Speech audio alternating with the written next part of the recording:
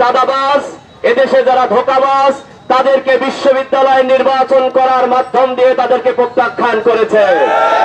সম্মানিত উপস্থিতি, আপনারা খেয়াল করেছেন ত্রয়োদশ জাতীয় সংসদ নির্বাচনে যখন ইয়াংরা, যুবকরা এক শ্রেণীর মানুষকে প্রত্যাখ্যান করলো, তারা সেটাকে মেনে নিতে না পেরে এদেশের যারা সব থেকে সম্মানিত আমাদের, যারা আমাদের বুকে, আমাদের পেটে ধারণ করেছেন, আমাদের সম্মানিত মা এবং বোনদেরকে তারা লাঞ্ছিত এবং অপমান করার মাধ্যম দিয়ে আগামী দিনে দেশের কোন মা এবং বোনেরা তাদেরকে আর গ্রহণ করবে না।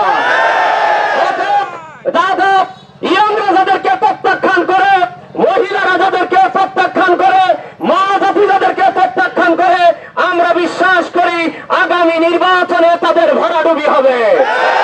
সম্মানিত উপস্থিতি, আজকের এই মিছিল থেকে আপনাদেরকে বলতে চাই, এখন থেকে প্রত্যেক দিন বাড়িতে বাড়িতে গিয়ে, মানুষের কাছে কাছে গিয়ে দাঁড়িপাল্লার ভোট চাইতে থাকবেন।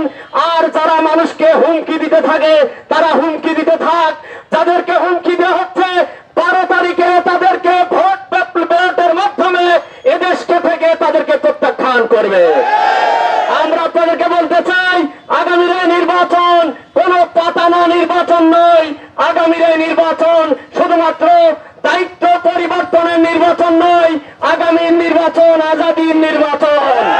আগামীর নির্বাচন কে ভারতের গোলামি করবে আর কে ভারতের গোলামি করবে না সেটা নির্ধারণ করা নির্বাচন। আগামীর নির্বাচন কে সন্ত্রাসী করবে, কে চাঁদাবাজি করবে, তাদেরকে বয়কট করার নির্বাচন। আগামী নির্বাচনে আমরা আমাদের বন্ধুদেরকে বলতে চাই, আসন প্রতিযোগিতা করে মানুষের মন জয় করে ক্ষমতার মসনদে আমরা আহরণ করি।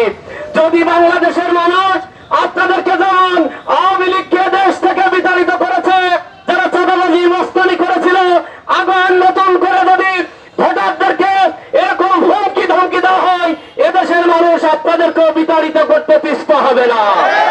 সম্মানিত উপস্থিতি, আমরা আপনাদেরকে বলতে চাই, যারা এখানে উপস্থিত হয়েছেন, এখন থেকে বাড়ি ফিরে গিয়ে মানুষের কাছে ভোট প্রার্থনা করবেন।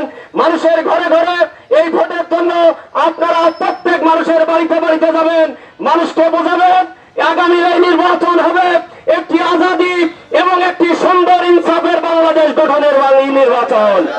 এই নির্বাচনে ন্যায় এবং ইনসাফ সুন্দর একটি বাংলাদেশ গড়ার প্রত্যয় জানিয়ে আজকে মিছিলে আগত সকল জনশক্তিকে, সকল কর্মী ভাই, ভোটার ভাইদেরকে ধন্যবাদ জানিয়ে এখানেই শেষ করছি। ওমা তৌফিক ইল্লা বিল্লাহ। আসসালামু আলাইকুম ওয়া রাহমাতুল্লাহ।